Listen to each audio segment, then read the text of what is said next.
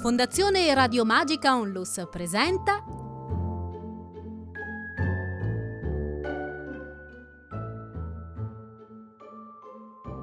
Un marciapiede sull'acqua.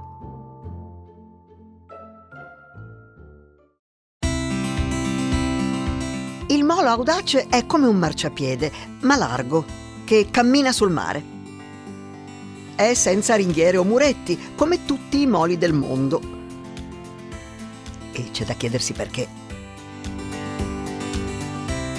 Non lo sanno i costruttori di moli che si rischia di cadere in acqua se si cammina troppo vicino al bordo? Comunque, il molo non si chiama audace per via di questo rischio. Audace è una bella parola che vuol dire ardito, coraggioso, ed è come un invito a sfidare se stessi e il mondo.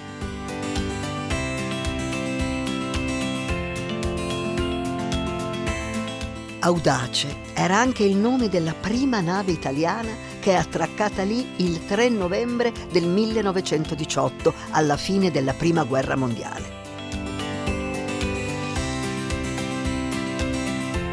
E così il molo, che fino a quel momento si chiamava San Carlo, ha cambiato nome. Per chiamare le cose come si deve, quella non era una nave e basta. Era un cacciatorpediniere. Ossia una nave veloce capace di dare la caccia alle torpedini. Che in natura e dentro il mare sono dei pesci piatti, non particolarmente belli, però elettrici e capaci di dare la scossa. Le torpedini in guerra invece erano i siluri, i proiettili esplosivi che filavano sott'acqua. Si stava parlando di marciapiedi sul mare e si è finiti a parlare di guerra. Il molo audace di Trieste, che era il porto dell'impero austro-ungarico, di guerre ne ha viste passare tante. Vicino al molo audace e vicinissimo all'acqua ci sono due ragazze di metallo, due statue, sedute sul muretto, che invece fanno pensare alla pace. E sono lì che cuciono una bandiera tricolore. Hanno anche le forbici appoggiate lì. Ovviamente non si vede che la bandiera è tricolore perché è color statua, cioè in questo caso color bronzo. Però è una cosa che si sa.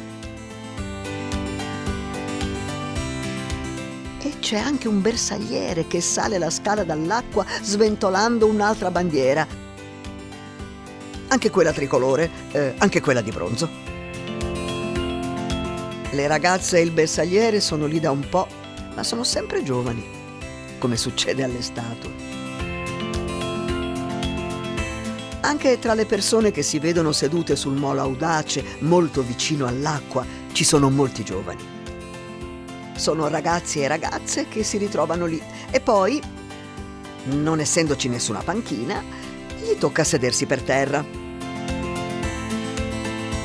dove sembra che stiano molto bene, perché chiacchierano, ridono, ascoltano la musica e qualche volta si baciano. Si vede che non hanno paura di cadere, anche se a furia di parlare, canticchiare e baciarsi, c'è caso che finiscano in acqua. Ma non sembrano preoccupati. E probabilmente non c'è niente di cui preoccuparsi. A Trieste c'è così tanto mare che tutti devono saper nuotare.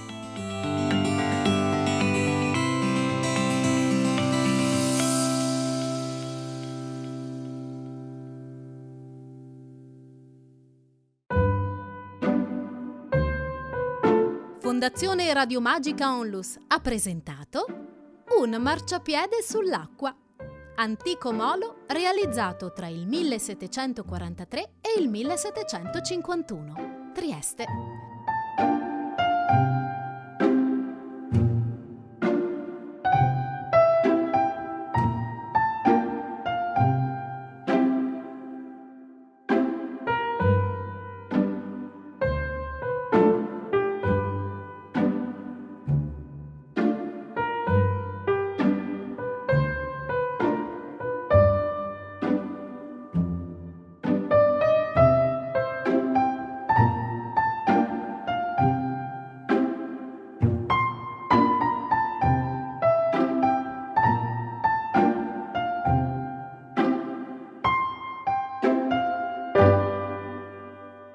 Tutti i racconti del progetto Smart Radio sono disponibili sul sito www.radiomagica.org.